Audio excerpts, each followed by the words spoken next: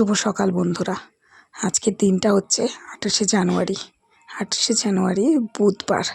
আজ আমার মেয়ের 5 বছর পূর্ণ হলো। বড় মেয়ের, শুধু মেয়ে বললে তো আজকাল থেমে থাকবে না, বড় ছোট সেটাও তো উল্লেখ করতে হবে, নাহলে তোমরা বুঝবে কী করে। তো আরাধ্যা মিনস দুষ্টুর আজকে কিন্তু বার্থডে। তো সেই উপলক্ষে সকালবেলায় ঘুম থেকে উঠে বাসি কাজ সেরে স্নান টান করে সুরজিৎকে চা বানিয়ে দিয়েছি, ও চলে গেছে দোকানে। আর আমি তাড়াতাড়ি করে কিন্তু পুজোটা দিয়ে নিলাম। জামা কাপড় ভিজিয়ে রেখেছি কিন্তু সেগুলো এখনও কাচতে পারিনি। মা ভাইও আজকে আসবে, ছোটো করে ওকে দুপুরবেলা একটু পাঁচ তরকারি রান্না করে দেওয়ার ব্যাপার আছে। আর টাইটেল থাম্বনেল থেকে তোমরা হালকা গেসও করেছো। তো হ্যাঁ, হঠাৎ করেই একটা প্ল্যানিং হবে, যার জন্য আমাদের একটু তাড়াহুড়ো আজকে রয়েছে। বার্থডে আজকে সেলিব্রেশনটা ক্যান্সেল হয়ে গেছে ইভিনিংয়ের, কিন্তু দুপুরবেলায় ওকে পাঁচ তরকারি ভাত রান্না করে দিয়ে পায়েস টায়েস এইগুলো কিন্তু অবশ্যই করানো হবে। তো সেই জন্য মা ভাই আসবে। রাত্রিবেলায় সমস্ত বার্থডের ইভিনিংয়ের প্ল্যানটা ক্যান্সেল করে দিয়েছি, বার্থডে পার্টিটা, কিন্তু দুপুরেরটা রেখেছি। তো আমি বিছনা টিছনা তুলে নিচ্ছি। দুষ্টু স্কুল যাবে, ওই ঘরে বসে আছে খাচ্ছে। আর মিষ্টুকে আমি আমার জায়ের ঘরে দিয়ে এসেছি। আজকে ঠিক মতন ভিডিও রেকর্ডিং করতে পারিনি, যেটুকুনি তোমার সাথে কথা বলতে পারি, তোমাদের ভিডিওটা দেখতে সুবিধা হয়, একটু বুঝতে সুবিধা হয়, সেটার জন্য একটু চেষ্টা করেছি মাঝে মাঝে ক্যামেরাটা অন করে রেখে কাজ শেয়ার করে করে তোমাদের সাথে একটু গল্পও করতে পারি আর সব ডিটেলসে বলতেও পারি।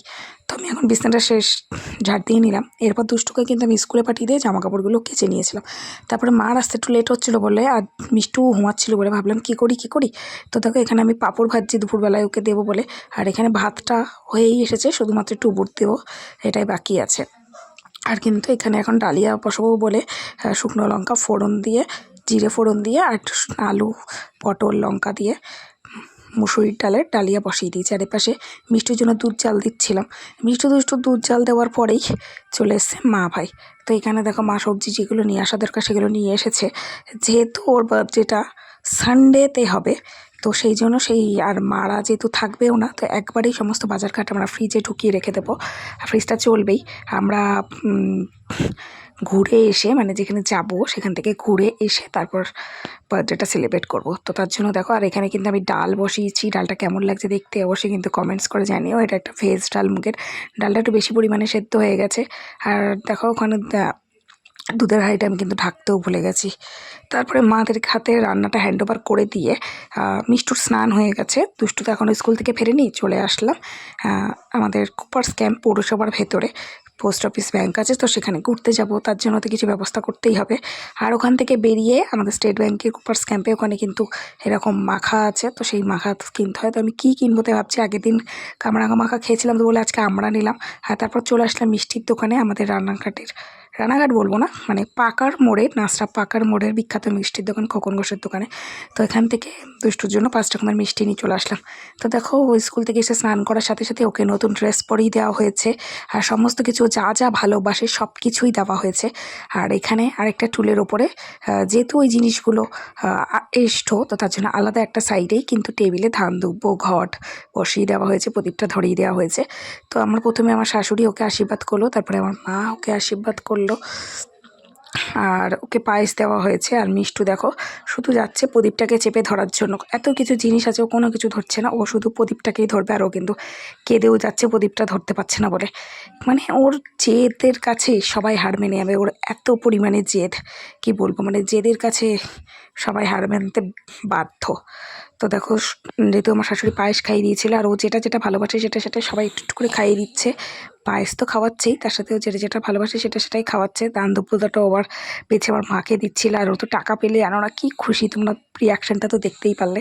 তারপরে আমার বড় যা এসেছিলো ওকে আশীর্বাদ করতে। বড় যা আশীর্বাদ করবে, মোটামুটি আমরা 7 জন মতন ওকে আশীর্বাদ করেছি। তারপর আমার ছোটো সেজু যা এসছে, সেজু যা ওকে আশীর্বাদ করলো। সেজু যাওয়ার পরে সুরজিৎ আশীর্বাদ করেছিল। সুরজিতের পরে আমার ভাই করেছিল, আমি করেছিলাম, ব্যাস এই কজনে আমরা করেছিলাম। আর সবাই বাচ্চাগুলো ওকে একটুখানি পায়েস টায়েস খাইটাই দিয়েছিল। এই তো হলো। আর আমার ক্যামেরাম্যান আমার ভাই ধরে দিয়েছিল ওকে ফোন। আমি মেয়ের জন্য বেলকুড়ি কানের, যেটা ছোটোটাকেও দিয়েছিলাম এবছর, তো সেটাই কিন্তু এই বছর ওকে দিলাম। আর সেটা ওর পাপা ওকে দিয়েছিল, আর ও পাঁপড় খাবে বলছিল, তো ওকে একটু পাঁপড়ও দিয়ে দিলাম। আর তারপরে কিন্তু মুখটা খেতে লেট করছিল বলে করলাম। আর ও একটা চকলেট খেতে খুব ভালোবাসে, সেই চকলেটটাই আমি ওকে দিলাম। ওরা মানে খালি হাতে আশীর্বাদ করবো, তার জন্য ভাবলাম ওটা অন্তত দিই, কিছু পারি আর না পারি আছি তো আমরা সারাটা জীবন ওর স্বপ্ন শখ সব কিছু পূরণ করার জন্য। তো এখানে দেখো সমস্ত বাচ্চা কাচ্চাগুলো রয়েছে, আশীর্বাদটা হলো। আর ওই বেলুনটা আগের দিন অ্যানিভার্সারির ওখান থেকে নিয়ে এসেছিলো, হাতে করে রেখে দিয়েছে। আর আমাদের খাওয়া দাওয়া কিন্তু কমপ্লিট হয়ে গেছে। আর তারপরে স্পেশাল মানুষের আগমন স্পেশাল দিনে, তো ওর জন্য কিছু নিয়ে এসছে, ওয়াটার বটল, কালার বক্স আর কিটক্যাট, ক্যাডবেরি। ও তো পেয়ে ভীষণ খুশি, কিন্তু ওকে ওর ম্যাডাম পড়াতে এসেছে, আর আমাদের ঘরে অনেক লোকজন, প্যাকিং ব্যাকিং এই সমস্ত খাওয়া দাওয়া চলছে বলে ওকে আমি যার ঘরে পড়তে পাঠিয়ে দিয়েছিলাম, ও আবার চলে গেল ওখানে। তারপরেই খেতে বসে গেল আমাদের স্পেশাল গেস্ট ওর আঙ্কেল। আর আজকে মেনুতে ছিল ভাত, ডাল, 5 রকমের ভাজা, মাংস, চাটনি, পাঁপড়, মিষ্টি, দই। এই তো খাওয়া দাওয়া। তারপরেই এখন আমি ছোটোটাকে নিয়ে একটু বেরিয়েছি। ওর হালকা একটু ঠান্ডা লেগেছে, আর আমাদের কিছু ওষুধের প্রয়োজন, তো সেই ওষুধপত্রগুলো কালেক্ট করে নেব। আর বাজারে কিছু কাজ আছে, যেহেতু হঠাৎ করে আমাদের বেরোনোর প্ল্যানিং হয়েছে, আমরা ট্যুরে যাব, তো সেই জন্য তো বাড়িতে এসে সমস্ত ব্যাগপত্র গুছিয়ে নিয়েছি। এবার আমরা খাওয়া দাওয়া করে নেবো। আর দুষ্টুর অবস্থা দেখো, অনেকে ঠান্ডা লাগছে, তো এবার পাপার গেঞ্জি চাপা দিয়ে ওই কোনাতে বসে আছে। আমাদের মোটামুটি 3টে ব্যাগ হয়েছে, 2টো পিঠ ব্যাগ, একটা ট্রলি। কি বলবো, কোথাও ঘুরতে গেলে না শুধু এরকমই হয়। আর এখানে দেখো দুষ্টু রেডি হয়ে গেছে। আর আমার মাদের এই যে 2টো ব্যাগ হয়েছে, আর কিছু কিন্তু কোনো ব্যাগ ট্যাগ হয়নি। আমরা বাড়ির থেকে বেরোলাম তখন কটা বাজে, 11:15। 11:15টার সময় বেরোলাম, বাবার টুকটুকি করেই ফোন আসলো, যেহেতু বাসটা গাগনাপুর থেকে আসছে। গাগনাপুরে আমার মামাবাড়ি, এর আগে আমি ব্লগ শেয়ার করেছিলাম মামাবাড়িতে।